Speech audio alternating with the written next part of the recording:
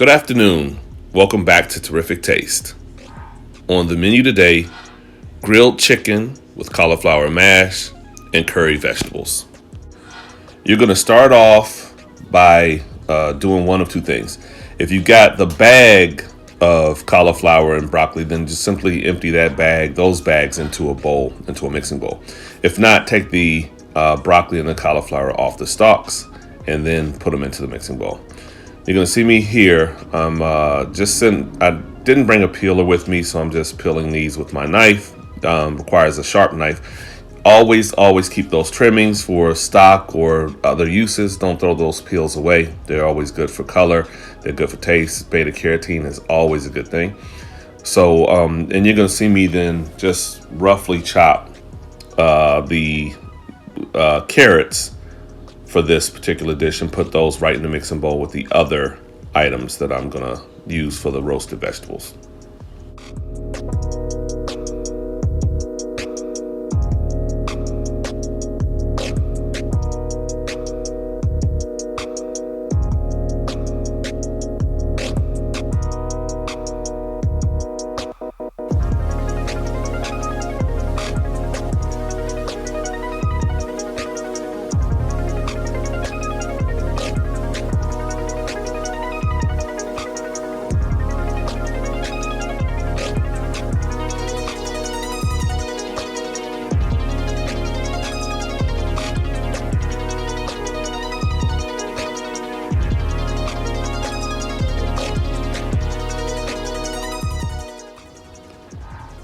Now I'm going to take my vegetables in my mixing bowl. I've already added my paprika. I've already added a little bit of salt.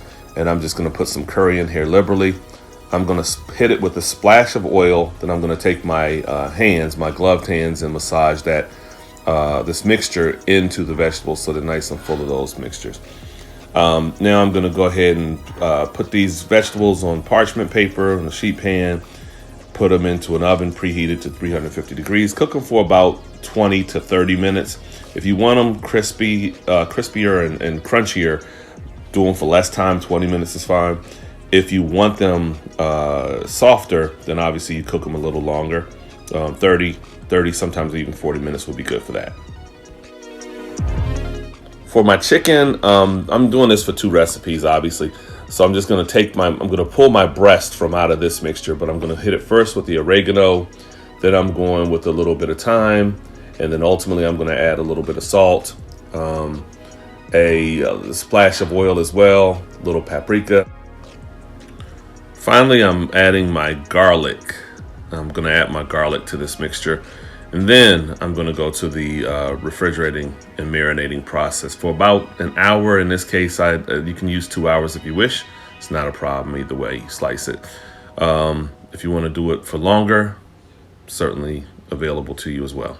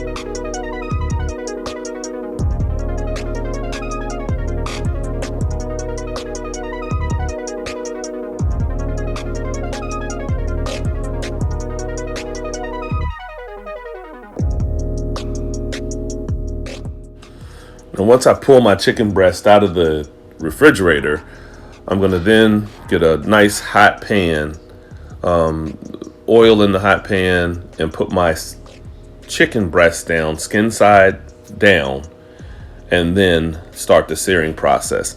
I'm showing this in slow motion at first, and it'll speed up shortly. But I'm showing it in slow motion just to show you just how deliberate you need to be to get the perfect sear. Again, I always stress this when searing. The work is done in the pan, not by the chef, right? So you don't need to shake the pan or touch the protein that's in the pan. You don't need to do anything except for leave it alone. Keep a watchful eye over it, because if it flares up or anything like that, you need to be able to address that. But other than that, the pan is going to do most of your work here. It's just going to sit there. You're going to be patient. You're going to smell. If it smells like it's starting to burn, then you can turn your heat down. But you want to make sure you involve yourself as little as possible during the searing process, because that's where you mess up. It's touching it and, trying to manipulate it. Just let it do what it does. Let it sear. And then once that sear starts to break, you'll just kind of wiggle the pan slightly. If that chicken is still sticking, it means it's not ready to break. It means it hadn't developed that crust yet. So what you want to do is you want to let it break that crust. Once that crust breaks, you can shake it. It'll come right up, and then you can flip it. The easiest thing to do with a piece that's heavy is to use your tongs and flip it. Don't try to flip it in the pan like this fancy chef, because there's oil in this pan. When you sear, you use a good amount of oil, and that oil could splash back on you, or worse, it could catch the flame and kind of give a little flare up like you see in most of the videos that I do when I'm searing. But you need to be able to control those. So the easiest way to control that is to take a pair of tongs and flip it with the tongs.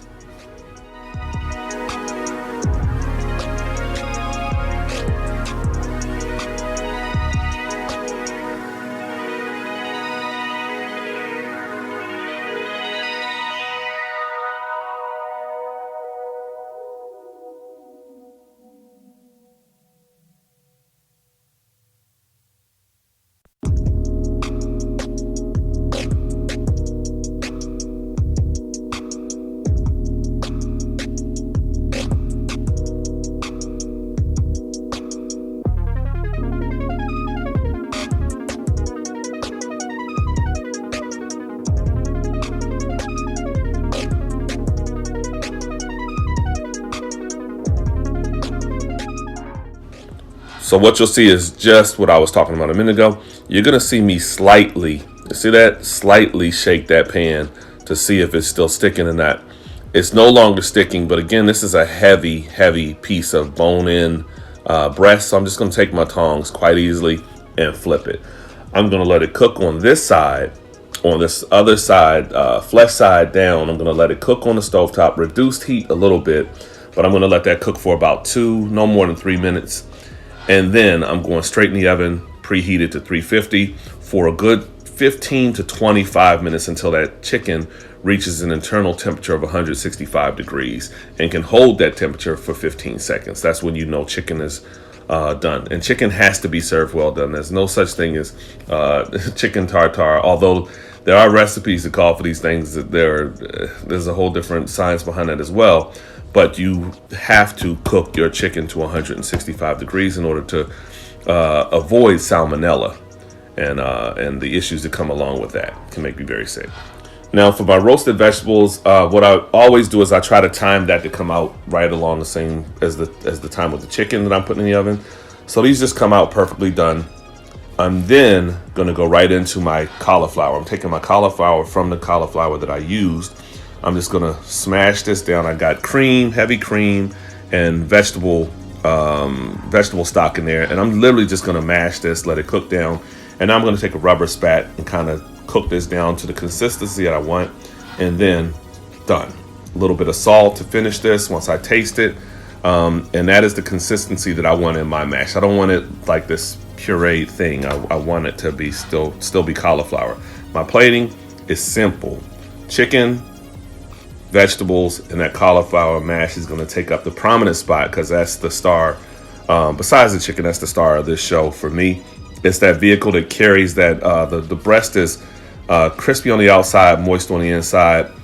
The vegetables are crunchy and roasted, and then that cauliflower mash is kind of that little in between that kind of brings everything together for me. Once again, grilled chicken with cauliflower mash and curry roasted vegetables. Once again, Chef Mark, thank you for joining us today. Always remember, help someone. It's a good feeling. It's terrific.